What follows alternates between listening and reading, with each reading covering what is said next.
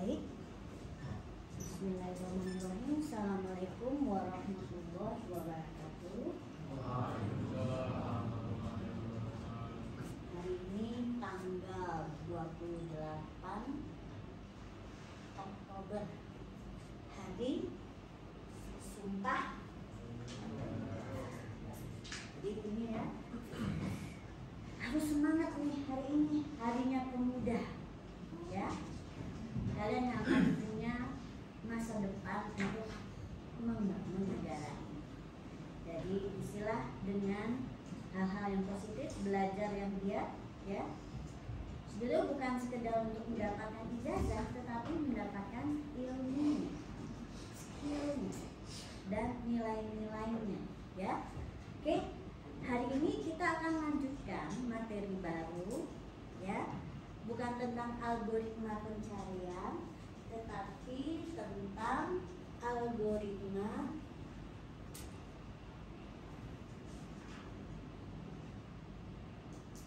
pengurutan ya. Jadi ada dua ya.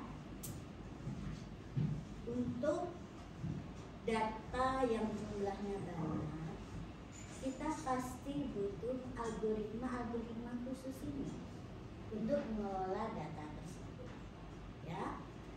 Dan sementara datanya ini adalah untuk data yang tersimpan di array ya.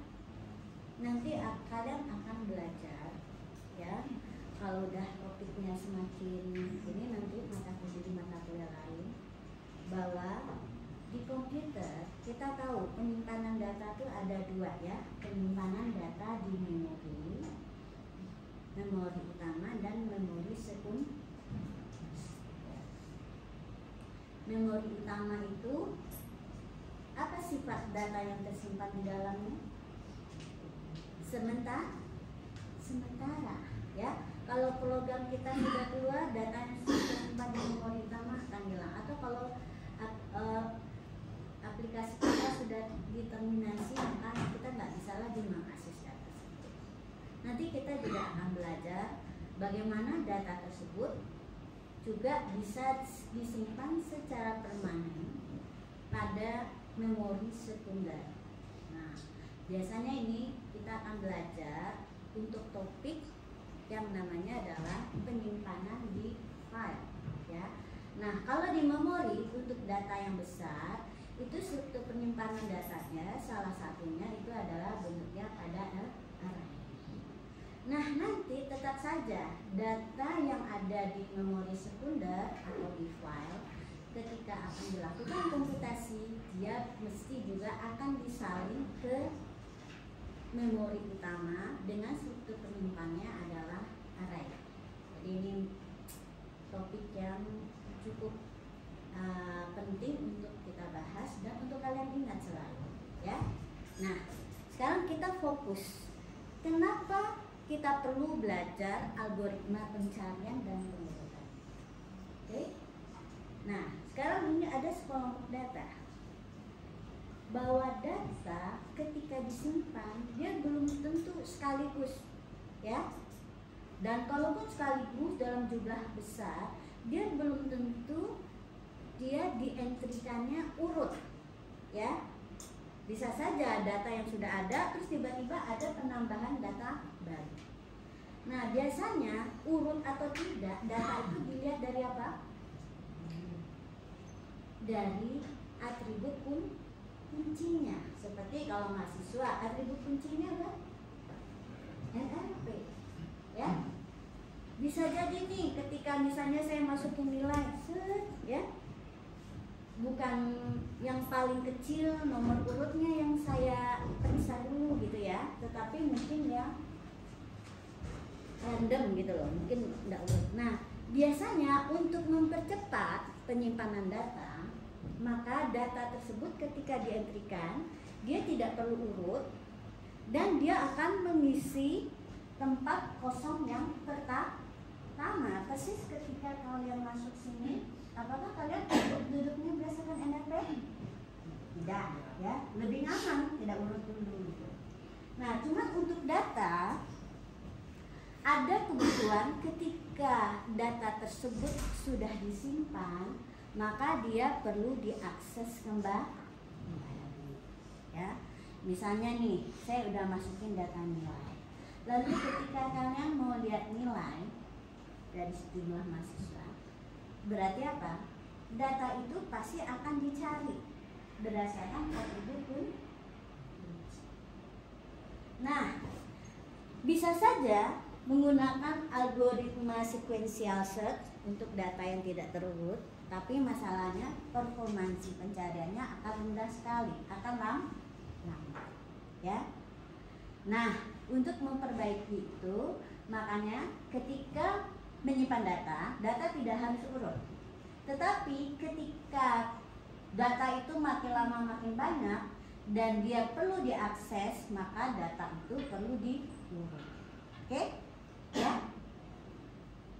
Jadi kapan kita perlu mengurutkan data? Karena kita perlu untuk mencari data tertentu, melakukan pencarian. Kalau pakai sequential search, datanya banyak, maka pencarian itu akan butuh waktu yang lama sekali. Makanya dibuatlah algoritma untuk pengurutan. Kalau pencarian itu pasti butuh, karena nggak ada itu bahwa kita nyimpan terus nggak pernah diakses kembali, ya. Menyimpan itu kan untuk diakses kembali, data dikelola untuk diakses kembali. Nah, sekarang kita lihat ya. Tadi kita sudah lihat kan, kalau untuk algoritma pencarian ada berapa metode? 2. Oke. Yaitu sequential search dan binary search. Sequential search bisa digunakan pada data, kelompok data yang tidak terurut dan bisa juga terurut. Ya. Nah, binary search ini untuk memperbaiki kinerja atau performansi dari pencarian, terutama kalau datanya sudah terurut. Oke. Nah, apa sih output dari algoritma pencarian? Output dari algoritma pencarian ini apa? Apa outputnya? Outputnya pertama, sekedar pesan bahwa data tersebut ditemukan, ada sudah tersimpan di array. Misalnya nih, kalian login ya, login pakai kartu berdasarkan apa? ID dan password. Kemana dicocokkannya data kita?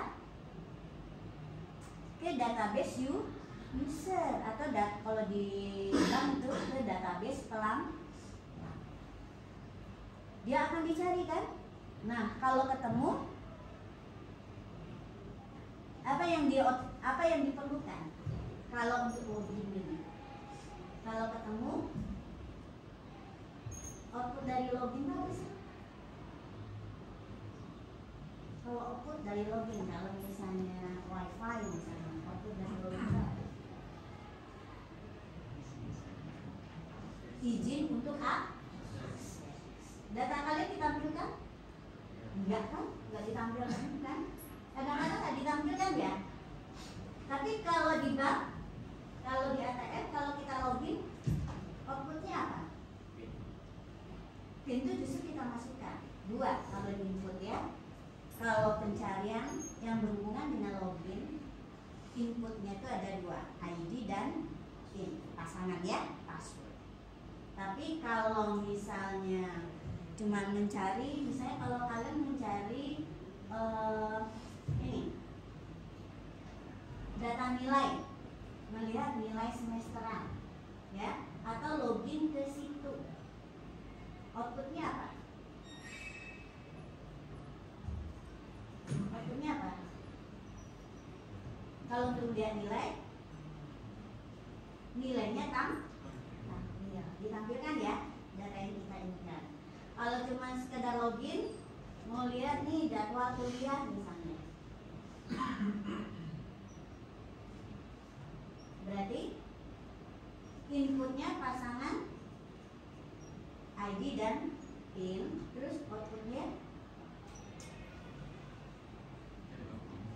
jadwal kuliah, atau boleh masuk dulu ya, boleh masuk dulu ke dalam sistem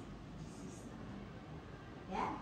Jadi ada dua, minimal menurut saya dua jenis input. Yang pertama adalah bahwa ini adalah benar datanya ada atau tidak.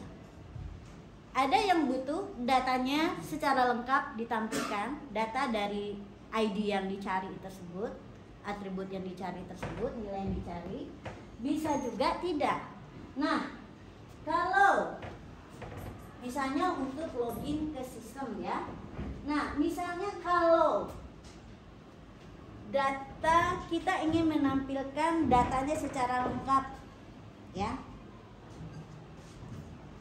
Misalnya untuk di bank ya, kita mau cek saldo ya, cek saldo. Berarti selain bahwa kita bisa masuk, apalagi yang dibutuhkan? Outputnya, recordnya kita kan ya. Berarti apa? Lokasi di mana data kita ditemukan. Record kita tuh bisa diakses.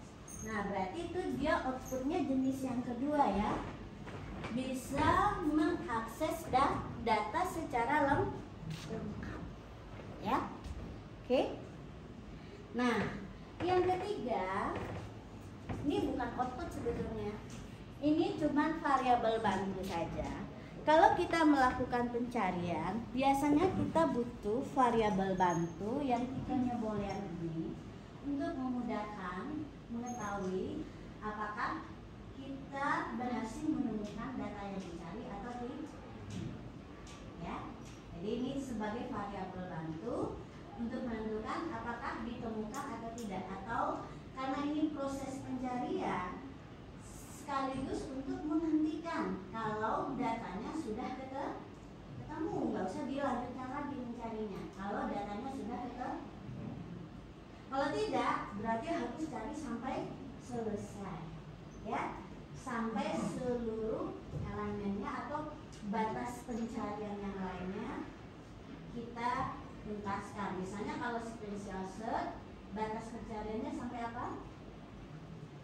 Sampai elemen yang terakhir. Kalau binary search, sampai nilai I-nya, indeks awalnya lebih besar dari indeks A. Gitu ya. Oke, ingat? Itu aja cukup saya simpulkan. Nah, algoritmanya kalian latih-latih di rumah ya. Latih-latih di rumah. Apa yang kita latih? Ini kan ada banyak banget versinya ya. Sebetulnya paling bagus kita cukup, ini kan yang tanpa variabel boolean. Kalau saya kemarin sudah bilang metode versi algoritma tanpa boolean ini sering apa ya, membuat kita rada sering salah di sini nih, kecil sama atau kecil gitu ya. Karena apa? Indeks array itu tidak boleh diakses melewati indeks ukurannya ya. Oke. Nah, paling enak adalah versi yang ini karena logika kita tuh sesuai dengan alurnya.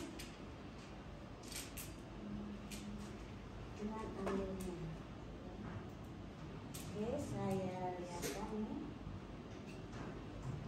Nah, kita ambil yang versi ini aja ya. Bukan yang ini, tapi yang mana? Bukan yang ini, bukan yang ini. Nah, yang ini aja ya. Versi yang seperti ini, yaitu apa? Menggunakan variabel bantu boleh ya. Jadi usahakan ya, biasakanlah kalau nggak perlu banget ya, usahakan kondisi itu tidak menggunakan ya mengakses ke elemen array secara langsung, ya. Ini kan nggak ada elemen array diakses di sini, ya, benar? Di sini juga tidak ada kan, pas kita periksa di bawah nih. Coba lihat. Jadi kuncinya di sana, ya. Hindari mengakses kondisinya berupa mengakses elemen, ya. Ini juga tidak ada pemeriksaan di sini nih. Nah ini, ya. Coba diperhatikan, yang di sini kita juga tidak mengakses elemen. Sering kalau kita mengakses elemen array, bahayanya kalau indeksnya yang kita akses itu melebihi, ya, itu menyebabkan error, ya, benar-benar error, bukan skala logik program kita, jadi nggak bisa di ini, rangnya error. Ya, contohnya yang ini nih yang nggak dihindari. Oke, saya lihatkan lagi, ya, yang kayak gini nih. Hindari, ya, bahwa akses terhadap elemen array menjadi kondisi. Itu yang dihindari, ya. Oke? Gantinya apa? Gantinya gunakan variabel boolean. Lalu pemeriksaannya dibawa ke dalam loop. Ya, nah jadinya seperti yang kita gunakan pada saat latihan. Nah ini, ya. Oke, nah di rumah kalian coba ulang-ulang algoritma ini sampai benar. Tapi kalian buat algoritma versi sendiri, ya. Sebelum kalian coding, yang penting itu adalah apakah logika pikiran kita bisa menyusun instruksi algoritma yang menghasilkan hasil yang benar, ya. Kalau masih salah, misalnya kalau kalian ketika kalian coding itu masih error, perbaiki lagi, tapi jangan lihat contoh ini sampai dia jalan sendiri. Itu lama-lama itu bisa melatih kalian untuk membuat algoritma, ya. Oke. Yang kedua, versi ini, ya, yang tadi contohnya yang ini kita pakai. Ini adalah versi yang mengembalikan apa? Index. Ya, kita udah coba index dengan menggunakan variabel boolean, dan ini adalah untuk algoritma sequential search. Jadi dia sequential search, ya. Inputnya di sini kalau kita ubah ke Java, outputnya cuma perlu satu, yaitu index. Karena satu, kita akan jadikan dia sebagai fungsi, ya. Oke, parameter inputnya larik tidak perlu, karena dia kalau di Java itu kan dia menjadi pemrogram berorientasi objek, ya. Fungsi ini akan dipanggil oleh objek itu sendiri. Jadi larik integer nggak perlu menjadi parameter. Begitu juga dengan ukurannya nggak perlu jadi parameter, ya. Yang jadi parameter berarti apa? Cuman X saja, yaitu data yang dicari. Sedangkan index sebagai output menjadi return value. Nah ini dia nih, ketika sudah menjadi fungsi, ya. Parameter inputnya tinggal satu, yaitu si X, ya. L dan N adalah objek yang memanggil fungsi ini, ya. Return value-nya adalah indeks di mana dia ditemukan. Sampai di sini ada yang ingin bertanya? Ini kita sudah buat, ya, latihannya. Sudah kita implementasikan bahkan di array of record, ya, lari. Oke. Nah, versi yang kedua sekarang, ya. Algoritma yang kedua yaitu apa? Binary search. Kemarin jadi PR, ya? Sudah dibuat? Nah, binary search algoritmanya seperti ini kan?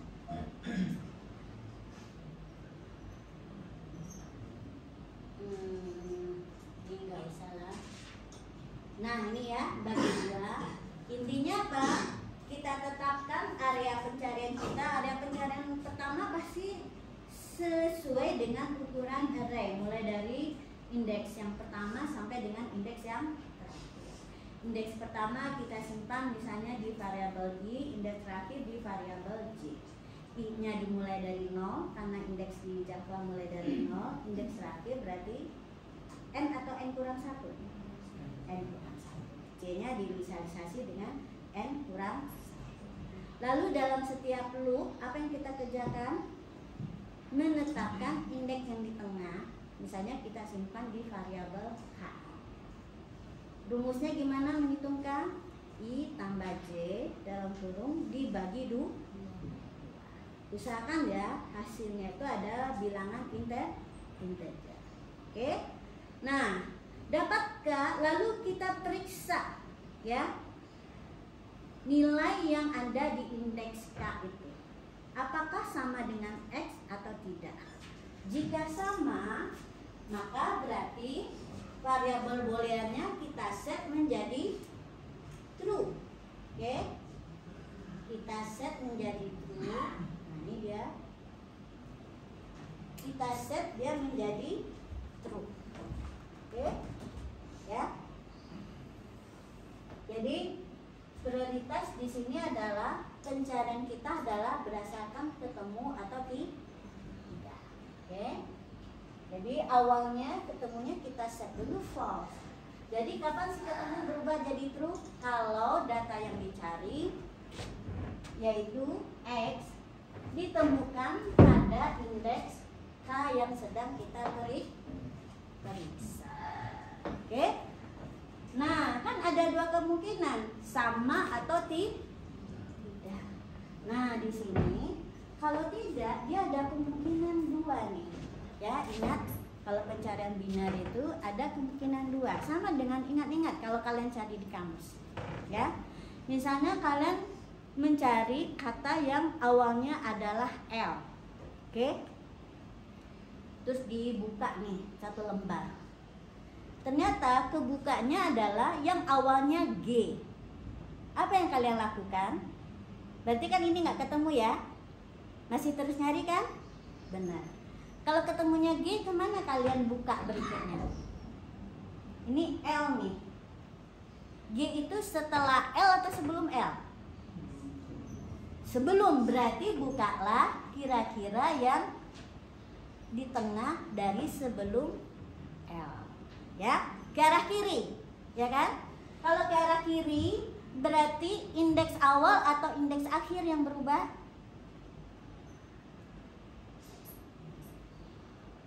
Berarti area pencarian kita adalah sebelum huruf K tadi ya, sebelum lembar huruf K tadi, ya.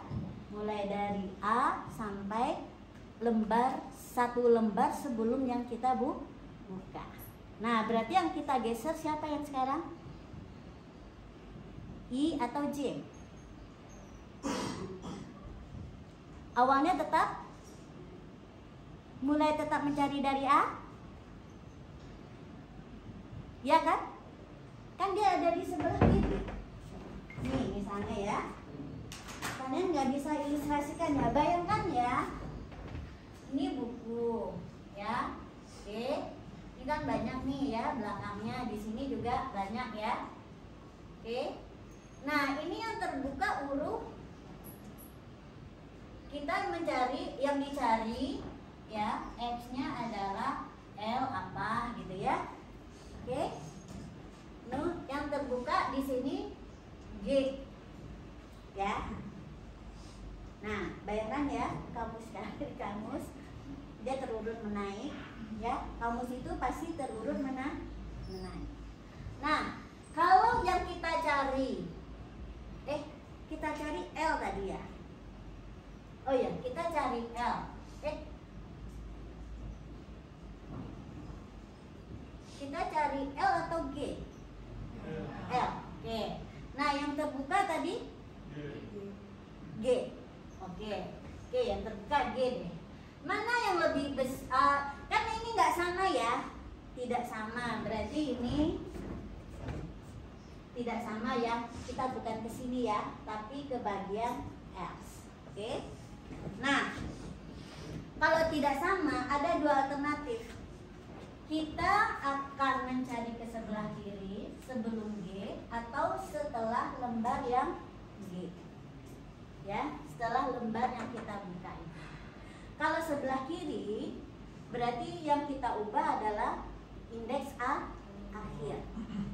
Indeks akhir ya. Oke? Ini nih, coba lihat nih, ya.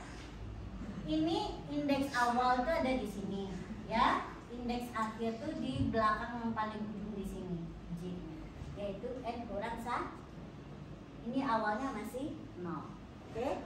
Bayangkan ya, ini adalah indeks ke K. Ya. Nah, pas kita buka K-nya, kata yang kita temukan itu adalah yang huruf awalnya G. Ya. G. Berarti area pencarian kita ke sebelum lembar yang dibuka, sebelum indeks K atau setelah indeks K. Mana yang lebih urutan abjad itu A, I, A, F, G, H, I, terus K, L, gitu kan? Berarti si K-nya ada di sebelah mana? Ini K ya. L-nya ada di sebelah mana? Ini indeks K, ini indeks I, ini indeks J. Berarti kemana kita mencarinya? Ini K-nya sebelah sini nih. Berarti kita mencari ke sebelah kanan dari K. Oke? Karena dia terurut mana? Nah, kalian kalau buat algoritmanya ini harus digambarkan. Karena jangan sekali-sekali menghafal arah ini, jangan pernah dihafal, ya. Bahwa ini pasti IK tambah 1 enggak. Karena begitu datanya terurut menurun, yang area pencariannya akan berubah, ya. Nah, ini ya, yang kalian buat ilustrasinya seperti ini. Berarti kalau A yang ke K itu nilainya lebih kecil dari yang dicari kan ini ya. Berarti yang kita geser apa? I atau J? Coba lihat gambar, I atau J? I ya. I-nya kita geser ke ya, kan logikanya seperti itu. Nggak perlu dihafal, tapi gambarkan saja. Ya, ini adalah logik. Ya, jadi berarti kalau yang kita cari itu ada di sebelah kanan elemen K, maka geserlah indeks awal dari pencarian. Sehingga pencarian kita tuh jadi segini nih.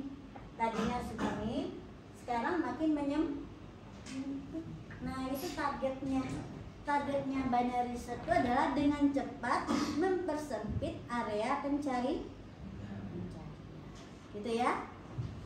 Nah, beda kalau yang dicarinya adalah B, berarti B misalnya ya. Kalau B berarti dia pindah, yang dipindah adalah si J, ya. Nanti diulang lagi kan karena belum ketemu I-nya masih kecil sama dengan J, maka kita hitung lagi nilai K yang terus seperti itu. Nah, ini kalian cobakan ya tanpa melihat contoh ya. Terus cobakan dibalik, bagaimana kalau datanya terurut menurun ya, apa yang berubah? Coba kalau data terurut menurun, apa yang berubah? Kita tetap template-nya sama ya. Kalau ini kan dia terurut apa tadi? Menurun ya. Nah, ini kan terurutnya menurun. Sekarang kalau terurut menaik, apa yang berubah? Nanti kita cobakan ya. Oke. Nah, sekarang ini kan algoritma binary search. Satu versi ini yang kalian ingat ingat terus ya, kalian pahami. Nah sekarang kita tinggal untuk larik yang terstruktur juga sama ya. Nanti perbedaannya apa? Perbedaannya di sini ya. Ketika membandingkan dengan yang dicari, yang dibandingkan itu adalah atribut tertentu, bukan recordnya ya. Yang tadi adalah untuk yang bertipe data sederhana. Kalau dia ada bertipe data terstruktur, berarti pasti kita mencarinya berdasarkan field kuncinya kan, namanya NRP. Maka yang diperiksa hanya field NRP atau NIM ya. Oke, jadi ketika ini algoritmanya persis sama, kita hanya mengubah bagian ini, menambahkan yang dicari itu berdasarkan atribut apa ya. Oke, nah sekarang kita masuk ke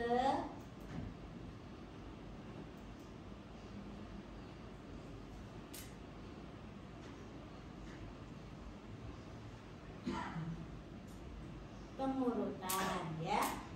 Pengurutan itu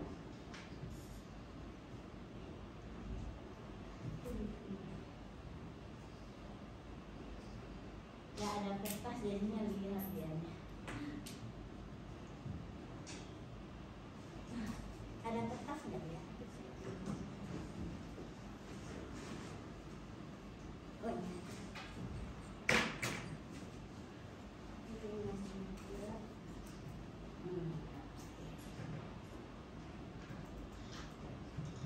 Nah, ini algoritma pengurutan ya. Intinya apa? Kita mengurutkan data ya. Ada berapa macam? Ada banyak ya algoritma pengurutan ini. Ada, kalau tadi untuk pencarian cuma 2, ini ada sekian ya. Dan yang akan kita bahas di dalam mata kuliah ini cuma 3, bubble sort, selection sort, dan insertion sort. Oke. Nah, targetnya kan apa? Pengurutan itu adalah membuat data yang tadinya tidak terurut seperti yang ini ya, menjadi terurut ya. Ini kan tidak urut, menjadi terurut. Oke. Algoritmanya ada berapa macam? Ada banyak. Yang kita pelajari, yang saya akan ajarkan langsung hanya 3.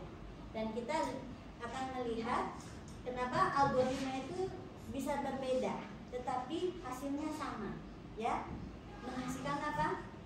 Data yang tidak terurut menjadi dia tidak mengembalikan nilai apapun, tetapi keadaan larik tersebut berubah ya. Dia juga tidak perlu input apapun ya, parameter input tidak perlu, return value juga tidak. Oke. Nah, sekarang saya akan memperlihatkan perbedaan dari ketiga metode tersebut. Saya akan perkenalkan dulu ya algoritma versi yang pertama ya. Algoritma namanya bubble sort ya. Setiap saat kita akan melihat fenomena ini ya. Dia nggak bisa satu kali jalan ya, satu kali traversal itu langsung terurut, tidak ya. Setiap kali satu traversal itu paling menambah satu lagi data yang sudah terurut ya. Kita bisa saja mengurutkannya mulai dari elemen pertama atau yang terurutnya mulai dari elemen yang terakhir, bebas ya. Yang penting nanti kita akan lihat dari caranya itu akan menghasilkan terurutnya, urutannya seperti apa ya. Oke. Nah, urutan terurut juga apakah terurut menurun atau menaik. Sekarang prinsipnya dulu kita lihat ya. Kalau baca ini kan agak susah ya, tapi sebetulnya intinya memang ini ya. Akan ada 2 loop ya. Untuk pengurutan kita perlu 2 buah loop. Oke. Loop yang pertama adalah tadi tahap Karena kenapa? Satu kali traversal, satu kali mengunjungi seluruh elemen laritud belum tentu menghasilkan data yang terurut. Berapa tahap yang kita perlukan? Yaitu N kurang 1. Jadi kalau datanya 5, maka kita butuh 5 kali tahap. N kurang 1, berarti 4 tahap. Kalau datanya 10, berarti kita butuh 9 tahap. Oke?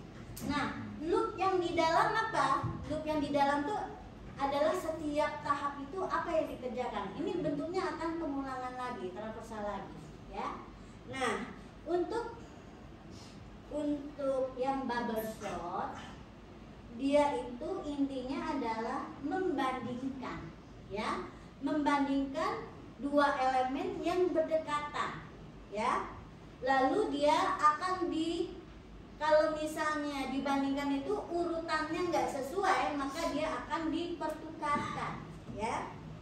Jadi ini bandingkan, lalu kalau urutannya nggak sesuai, lalu tukar.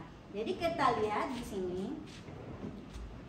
pertukaran bisa terjadi beberapa kali dalam satu kali tahap, ya kan? Nih, ini kan dalam setiap tahap nih. Loop yang di dalam. Jadi ada loop untuk I, counternya I, ada loop yang counternya K. Nah, dalam satu kali tahap itu kita lihat di sini bisa beberapa kali pertukaran sesuai dengan jumlah elemennya. Nah, ini adalah algoritma bubble sort, ya. Prinsipnya menggabungkan data. Kalau mau disimulasikan boleh, nanti disimulasikan, ya. Nah, kita lihatkan saja ini. Pakai kata-kata ini susah. Jadi, saya pakai ini aja dulu ya. Pakai contoh gambar. Misalnya keadaan larinya seperti ini, ya. 25, 27, 10, 8, 7, 6, 21. Kita lihat ya. Pada pas yang pertama, pas ini adalah tahap yang pertama. Kita mulai dari K-nya 6, ya. K yang ke-6 dari belakang ini. Boleh juga dari depan, tapi di contoh ini kita mulai dari belakang. Mulai dari belakang kita bandingkan, ya. K dengan K kurang 1. Kalau kita ingin terurut menaik antara 76 dengan 21 itu, urutannya yang benar yang mana? 7621 atau 2176? Urutannya benar 217A. Nah, karena urutannya nggak benar ini, maka dia kita pertukar, ya. Terus setelah itu apa? Berarti kita sekarang tukarkan lagi 21 dengan yang sebelumnya, dengan 8. Kan tadi K-nya pasti akan berkurang 1 ya. Sekarang ini sudah terurut. Yang ini terurut pada posisinya sementara. Ini kita bergeser K-nya ke sini. K-nya berkurang 1. Ini bandingkan 21 dengan 8. 8 dengan 21, ini urutannya udah benar? Udah ya? Tidak usah ditukar. Oke. Lalu 8 dengan 10. Itu harus ditukar karena urutannya tidak sesuai. Tukar sehingga 8 10. Terus 8 dengan 27 juga ditukar. 8 dengan 25 juga tuh. Nah, coba lihat. Ini baru satu tahap ya. Apakah ini sudah terurut? Belum. Makanya dia pasti maksimal dia memerlukan N kurang 1 tahap. Sekarang kita lihat tahap yang kedua. Ini akhir tahap 1 kondisinya seperti ini. Ya. Tahap yang kedua. Ya. Berarti kita mulai dari mana sekarang? Mana yang sebetulnya sudah terurut? Apakah 8 atau 76 yang sudah terurut?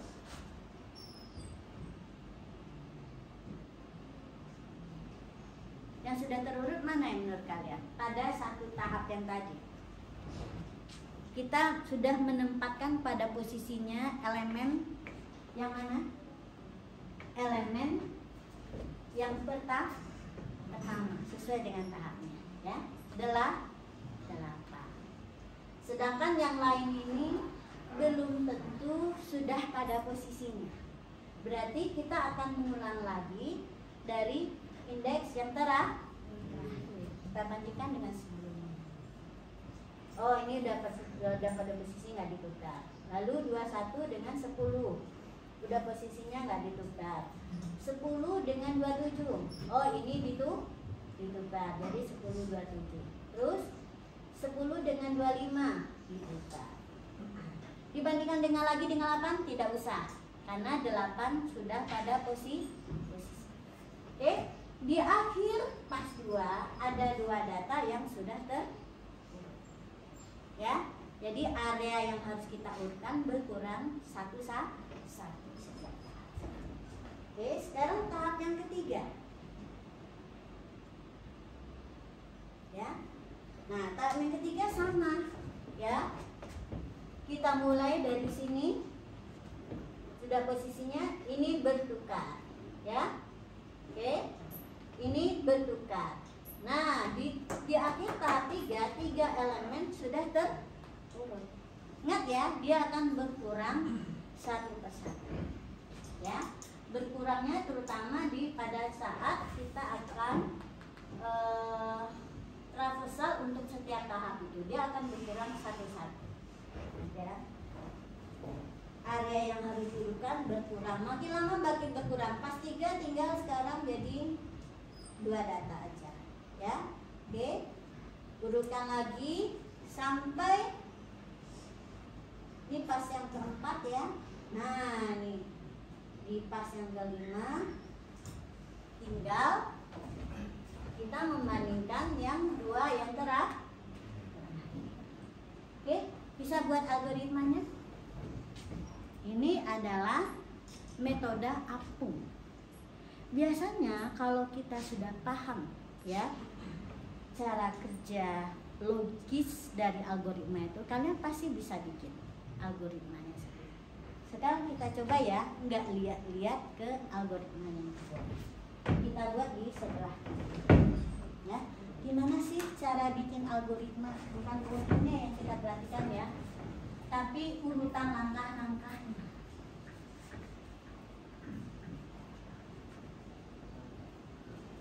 Oke. Kita cobakan dengan data tadi adalah mulai dari atas, ya.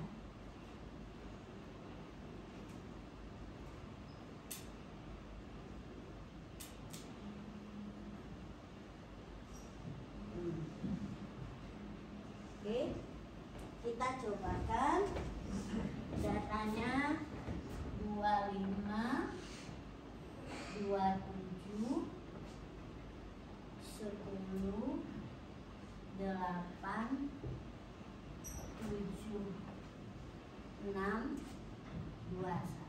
Gimana sih cara bikin algoritma itu? Sekarang kita bikin judul dulu, ya. Algoritma ini adalah algoritma bubble. Tadi ingat, ya, ini cuma perlu dia dibungkus sebagai prosedur karena dia tidak ada perlu return value, ya. Bubble sort. Dan ini dia juga tidak perlu parameter. Oke. Nah, sekarang kita butuh 2 loop, ya. Ya. Kita namakan aja di sini sesuai dengan namanya di sini, pas misalnya. Oke, ya. Pasnya itu pastikan, yaitu sebanyak berapa? N kurang 1. Jadi kita mulai saja, ya. Kalau di Java, kalau mau gaya Java gini, pas sama dengan 1, terus pas kecil dari N kurang kecil sama atau kecil? Kalau dimulai dari 1, Atau kita mau mulai dari 0? Oke. Kalau mulai dari 0, kalau N-nya tadi ya sama dengan 6, berarti pas totalnya, total pasnya harus 5. Ya. Kalau kita mulai dari 0, berarti pas kita harus menilai 0 sampai dengan 4. Berarti ini kecil sama atau kecil? N kurang 1 berapa? 5. Berarti harus kecil. Ya. Untuk mendapatkan 5 kali pengulangan. Kalau kita mulai dari 1, berarti pas kita pas ini apa? Kecil sama, karena harus 5 kali kan? Gitu ya. Jadi tidak usah kita harus ngapalin, tapi ingat prinsipnya ya. Jadi jumlah kita tahapannya adalah sebanyak N kurang 1. Ya, oke. Kalau kita pakai 1 berarti ini kecil sama dengan N kurang 1. Kalau dimulai dari 0 berarti dia kecil. Ya. Agar sampainya berarti dia 0 sampai dengan 4. Kalau 1 berarti 1 sampai dengan 5. Itu ya nilainya. Oke. Nah, ini pasnya tadi kan bertambah ya. Berarti pas plus. Oke. Ini loop untuk pengulangan yang kedua. Sekarang loop untuk yang di dalam. Ini juga pasti kan? Nggak ada kondisi khusus ya. Kita mulai dari integer K sama dengan berapa? Tadi dimulai dari belakang. Berarti K dimulai dari N atau N kurang 1. Jangan angka ya, karena kita ukuran lariknya sudah kita jadikan konstan. Berarti N-nya dimulai dari berapa? K-nya dimulai dari berapa? Indeksnya dimulai dari 0, 1, 2, 3, 4, 5. Berarti K-nya dimulai dari N-nya 6. Berarti K-nya dimulai dari N-1. Jangan ragu-ragu ya. Oke, N kurang 1. Lalu K-nya akan berhenti. Coba lihat ya. Dia bukan kecil kan, tadi dia sampai ke sini ya. Berarti makin lama dia mengecil. Ingat ya, berarti di sininya dia adalah K minus minus. Oke. Nah, sekarang kita lihat batasannya ya. K-nya ini lihat ya. Setiap kali tahap dia akan bergeser ke kanan ya. Batasnya ya.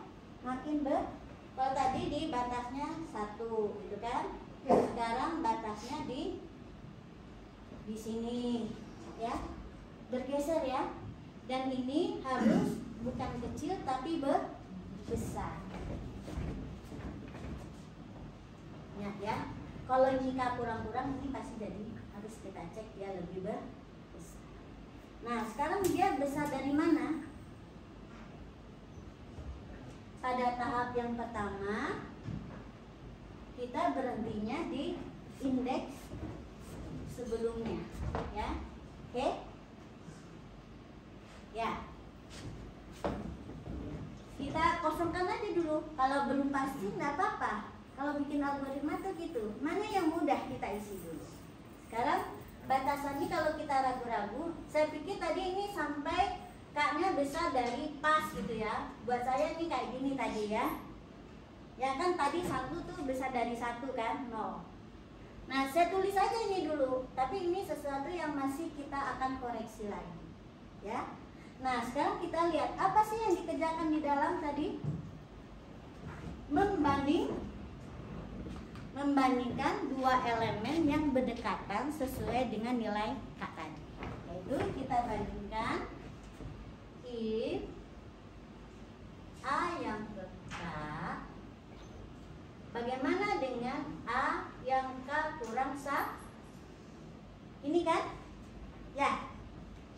dibandingkan dua yang berdekatan. Sekarang kita mau apa?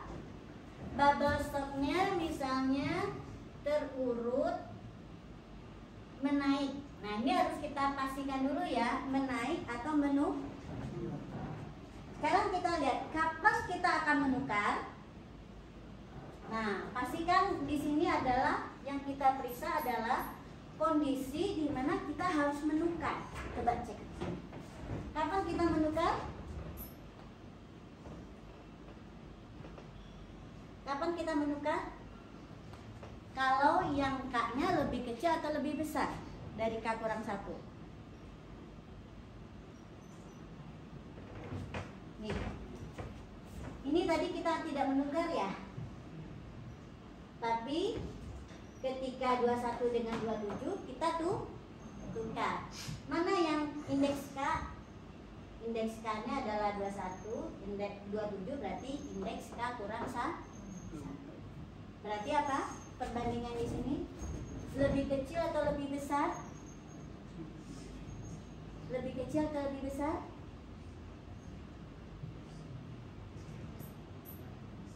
Lebih besar atau lebih besar? Nah, ini yang K-nya ini loh. Ini K kurang 1. Tadi kalau ini 21 dia bertukar. Karena apa?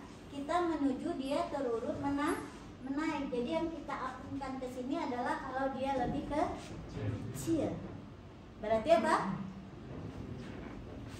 Lebih kecil, lebih besar? Lebih kecil. Kecuali kalau kita akan urutkan dia menurun, karena yang kita bawa ke atasnya yang lebih besar, gitu ya. Oke, gampang kan? Nah, sekarang di sini kalian cuman tinggal bikin apa? Algoritma menukar. Masih ingat nggak? Kalau kita punya A5, B7, cara menukar agar kita hasilkan A-nya 7, B-nya 5 gimana? Diapakan? Kita butuh variabel temporernya, ya. Namakan saja T. Oke. Langkah pertama diapakan? Salin isi A ke T. Ini langkah yang pertama, ya. Oke. Ya. Langkah yang kedua, salin isi B ke A. Oke. Langkah yang ketiga apa? Langkah yang ketiga apa? Coba lihat ini. Langkah yang ketiga apa? Dari mana ke mana sekarang? T ke coba ragu-ragu. 3 langkah, ya. Ingat, algoritma menukar 2 elemen, 2 data, ya, 2 variabel atau 2 elemen narik itu adalah dengan menggunakan file tempo. Nggak bisa kalian nih ya. Siapa namanya nih? Rehan. Kita mau dia kita tempat. Boleh itu langsung muncak ke kita? Nggak bisa kan? Pasti sediain dulu di sini, gitu kan? Kamu pindah dulu sini, gitu kan? Nanti udah kosong, kamu pindah sana. Tempatmu kosong diisi oleh kan? Logikanya seperti itu, ya. Kita buat. Nah, kalau algoritma langkahnya seperti ini kan, simulasinya tadi gitu ya. Nah, sekarang di algoritma itu dia menjadi 3 instruksi, ya. Oke, kita butuh file temporer. Pertama kita isi, misalnya boleh ya, mulai dari AK boleh, AK kurang 1 boleh. Tapi ini harus sama nih, ya. Kalau kalian mulai yang disalin ke T itu adalah AK, maka di sini yang kalian boleh timpa adalah A yang ke K. Kalau di sini K kurang 1, berarti yang boleh ditimpa pertama itu adalah K kurang 1. Sama lah tadi ya. Oke, Jadi tempat yang kosong yang sudah boleh ditimpa itu yang boleh disalingkan. Nah, ini diisi oleh K kurang 1. Lalu AK kurang 1 sekarang diisi oleh T. Selesai. Cobainlah ini algoritma. Coba kalian buat. Ya. Ini jadikan ke Java. Coba kalian buat di array of integer dulu aja. Ini nggak saya ubah-ubah dulu ya. Saya anggap ini udah benar nih. Nanti kalau ternyata ada yang tidak urut, berarti ini yang kita ubah. Ya. Nggak susah kan algoritma itu kalau apa? Kita paham prinsip langkah-langkahnya seperti apa. Ini saya nggak lihat-lihat dulu ya algoritmanya. Saya anggap aja algoritma yang saya tulis itu benar. Sekarang kita cobakan ke Java. Oke. Ini B ya, kelas B.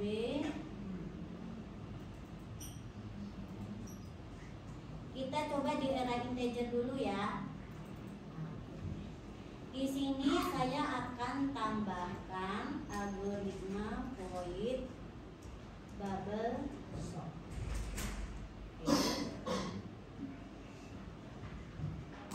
Ya.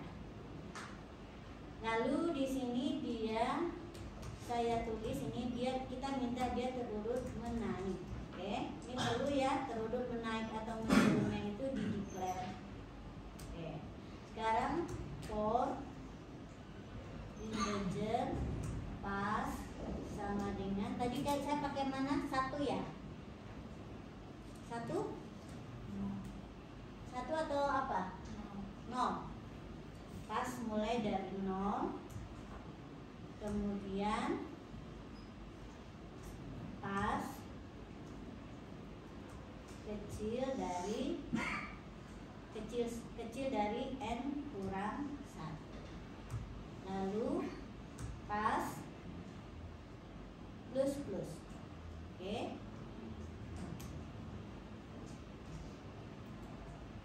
Locknya jangan lupa. Lalu nih loop yang kedua kita pakai K ya, integer K sama dengan ini mulai dari n kurang 1. Lalu K besar dari pas. Oke. Terus pasnya berkurang. Oke. Ya, blok lagi. Terus di sini kita periksa if A yang ke K lebih kecil. Jadi kalau turun menurun, dia lebih kecil yang kita angkat ya. Oke. Lebih kecil dari A yang ke K kurang 1, maka ya diapakan?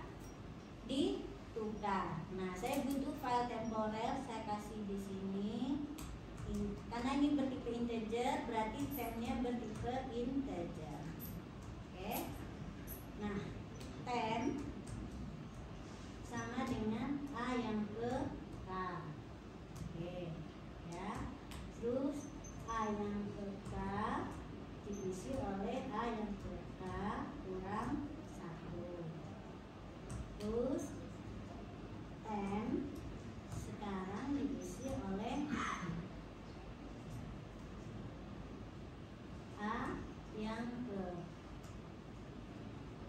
K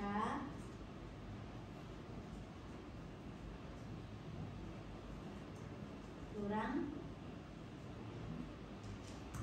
1. Ya, oke. Nah ya, algoritmanya segini kan. Sekarang kita tinggal panggil dari main program. Di sini saya tutup aja yang lainnya.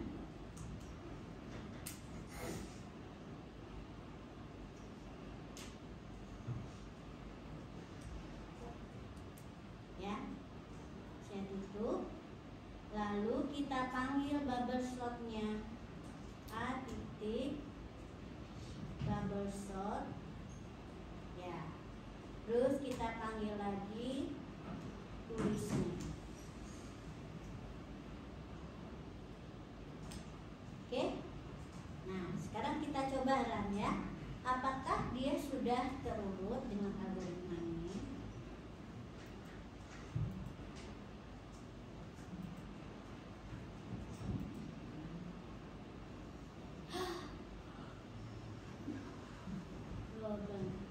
Variabel yang mana dia? B cannot ada B gitu.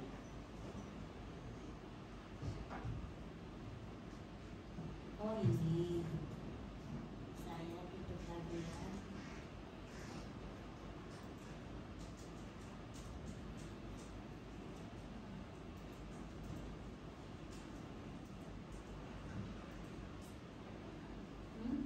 Masih ada.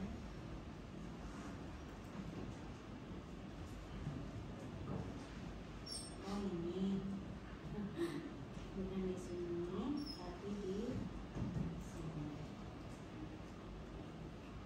ya. Oke. Nah, kita masukkan yang tidak terurut ya. Berapa dulu? Berapa? Atau bebas aja lah ya.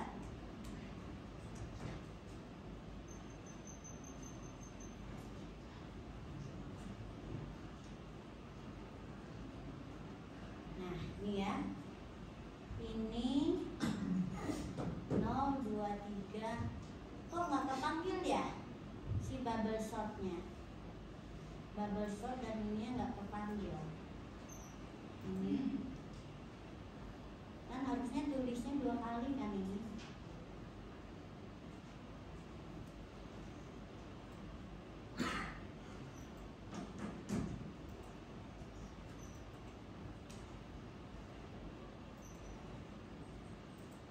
Setelah urut.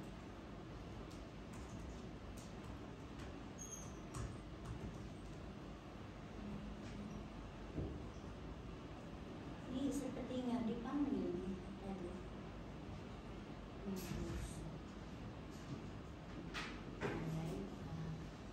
Coba lagi.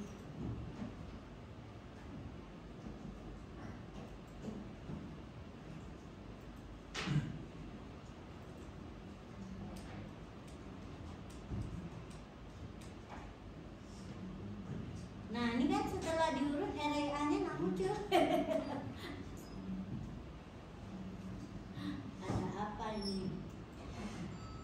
Ini aneh kok nggak dipanggil.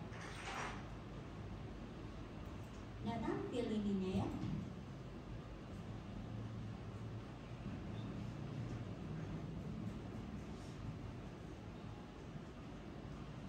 Oke, coba. Kenapa dia nggak tampil nih? Biar gak lama, saya tunggu ini sebentar ya. Sambil kita vision kan kayak gini, ada error yang nggak load. Jadi ini nih, jadi algoritmanya udah benar, tapi kalian nggak teliti, nggak konsentrasi, udah capek, udah lelah, banyak pikiran. Sering kita kali itu slip itu tuh di pas modingnya ini, ya. Logika kita sebetulnya udah canggih, udah benar, cuma pas modingnya salah ketik lah, kurang lah, ya. Jadi kuncinya kalian harus konsentrasi. Kalau udah capek tidur aja, ya, istirahat sebentar, ya. Kalau coding tuh gitu ya, pikiran harus fresh, ya. Nah ini berarti salahnya apa? Nah kebalik. Ini A kita kurang 1 diisi dengan N. Tadi saya udah merasa ini ada yang salah, cuma saya lagi nggak konsentrasi, mau cepat-cepat. Terus tadi di sini kan yang bikin salah, saya tulis pas, ya, padahal harusnya A. Ya kan variabelnya yang dibandingkan di sini K, masa masih pas lagi, ya kan? Oke, kita cobakan ya.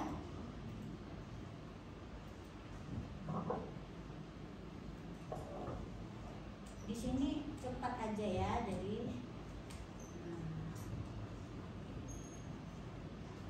Udah mulai? Udah bener? Gak susah kan?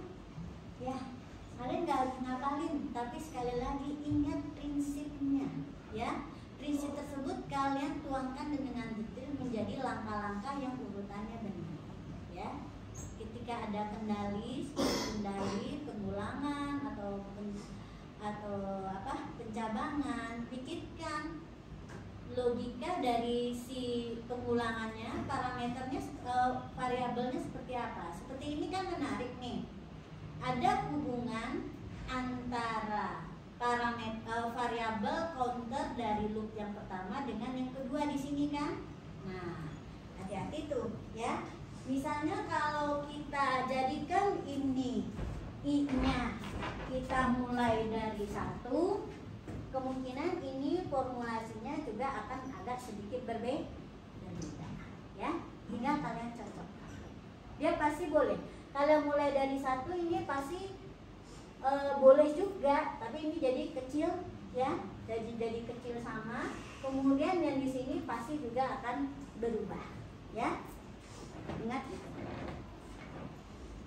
Nah, sekarang coba kalian pindahkan algoritma ini ke array of life, ya. Langkah-langkahnya persis sama ya, nggak usah diubah-ubah. Tinggal nanti kita cek apa yang otomatis dianggap salah atau harus diperbaiki. Apakah dia langsung jalan atau ada sedikit perubahan, ya. Kita pindahkan ke array of record ya. Nah, di sini saya pindahkan ke sini.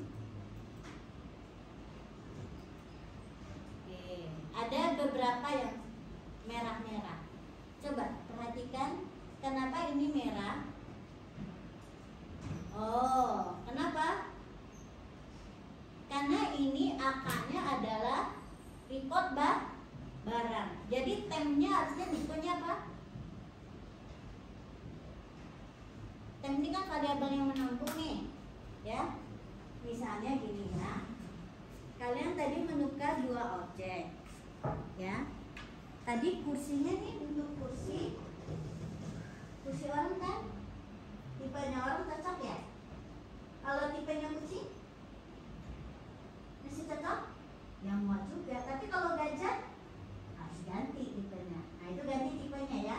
Tipenya apa? Cintanya barang, ya. Jadi temnya dia harus bisa menampung barang. Mulai kita jelaskan, ya. Ini ganti jadi barang. Nah karena ini ada tipe terstruktur, jangan lupa kita pesan tempat di memori dengan manggil konstruktor, ya. Oke. Nah, tinggal satu nih errornya. Ini kenapa kira-kira? Membandingkan 2 elemen array, ya. Harus yang dibandingkan apa? Atribut tertentu. Nggak bisa langsung kedua-duanya ya. Atribut apa yang mau kita bandingkan? Yang mana kira-kira? Coba kita cek ya, atributnya apa aja nih. Oh, ada 2 pilihan, harga dan kode. Menurut kalian mau bandingkan yang mana? Terurutnya mau berdasarkan harga atau berdasarkan kode barang? Mau yang mana? Kode ya, kode barang. Oke, kita pilih kode barang. Ini juga ya, kode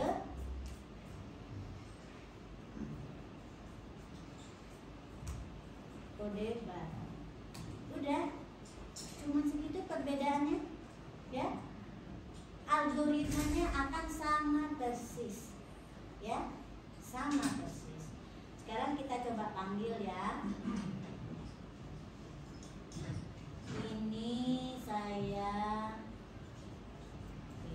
tutup ini ya, tutup ini sampai sini, terus ini juga tutup. Oke, ya. Sekarang di sini kita panggil harga asli titik bubble sort, ya. Terus jangan lupa sekarang panggil harga asli titik tulis. Ya. Nah ini enaknya ya, kalau kita sudah punya algoritma yang teruji benar, misalnya tadi ya untuk pencarian pada integer, pasti kita butuh effort yang sangat sedikit untuk membuat algoritma yang sama untuk tipe data yang lain. Itulah keuntungan pemrograman berorientasi objek. Ya, minimal sekali perubahannya. Sekarang kita coba.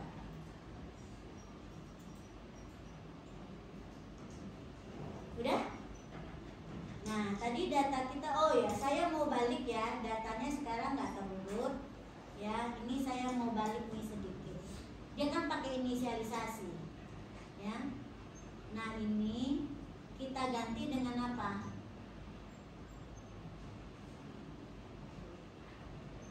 I-nya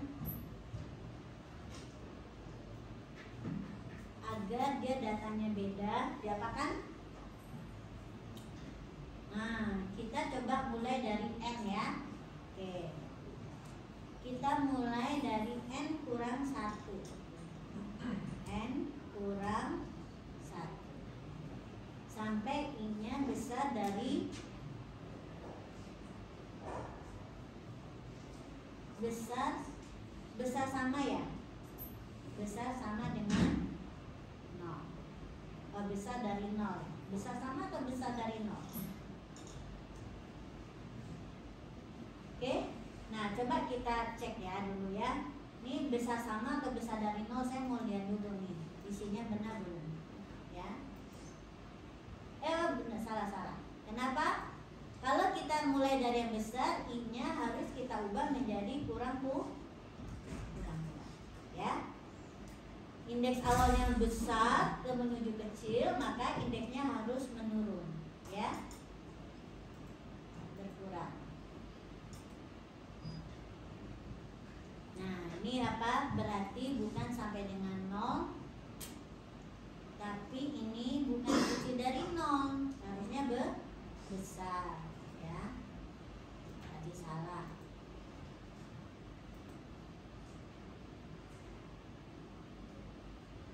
Lima input barang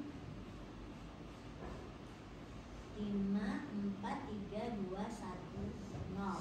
Oke, besar sama ya. Berarti kenapa ini enggak tertulis ya? Besar sama. Oke, cobain ya.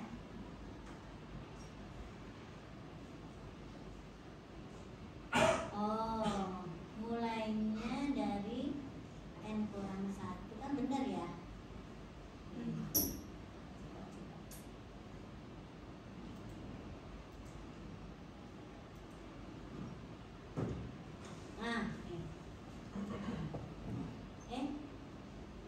Nah, tadi kan 5 ya.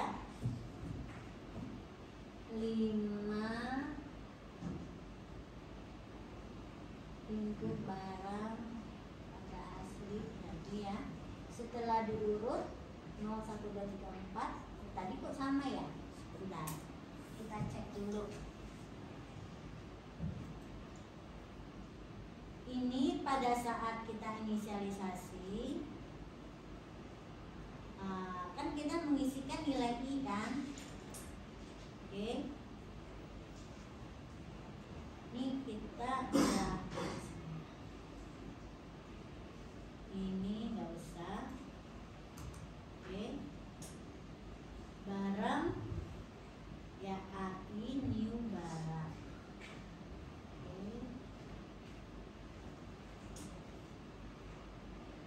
Nah yang kedua, kalau yang kedua kan terbalik dia ya. Berarti kita butuh 2 variabel agar dia terbalik ya. Nah saya coba aja, saya punya satu lagi. Ini tetap aja lah ya, dimulai dari, nah ini ya, kita tetap mulai ini dari 0. Oke, untuk counter indeks, soalnya ini ada counter indeks ya. Oke, nih ya. Saya soalnya harus menginputkan. Oke.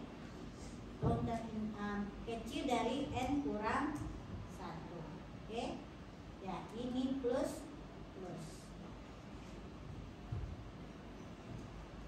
Nah, saya punya di sini nilai t misalnya ya, integer t yang saya mulai dari n kurang 1. Oke. Nah, di sini nilainya di sini t ya. Oke. Ya, a yang tinggi tapi ininya t. Lalu nanti t-nya berkurang 1. T minus. Oke. Nah, kita coba lihat ya.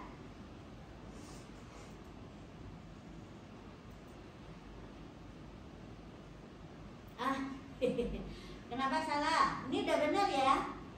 A yang ke 0 barangnya indeksnya 5, kode barangnya 5. Tapi kenapa error nih? Berarti ada indeks yang melebihi. Ini dimulai dari 0, i kecil dari n kurang 1. Kecil dari n kurang 1 atau kecil sama? Kecil dari n ya harusnya. I kecil dari n, nggak pakai kurang 1 ya.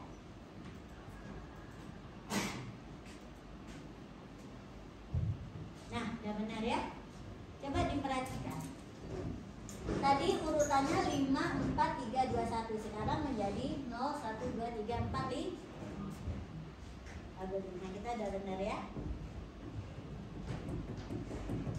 Saya males aja entry untuk data yang barang ini banyak harus entry. Jadi saya coba pakai menginisialisasi ya, dengan cara menginisialisasi.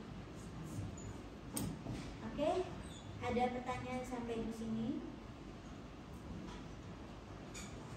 Ini algoritmanya sama ya, itu aja. Cuman kalian coba sekarang lakukan, saya tunggu 5 menit ya. Oke, semua udah punya 2 contoh ya, di array of integer dan array of record. Algoritma searching udah beres ya, saya nanti inspeksi ya. Ada algoritma searching kan udah kemarin. Sekarang tambah satu lagi yaitu algoritma sorting. Saya sekarang mau periksa.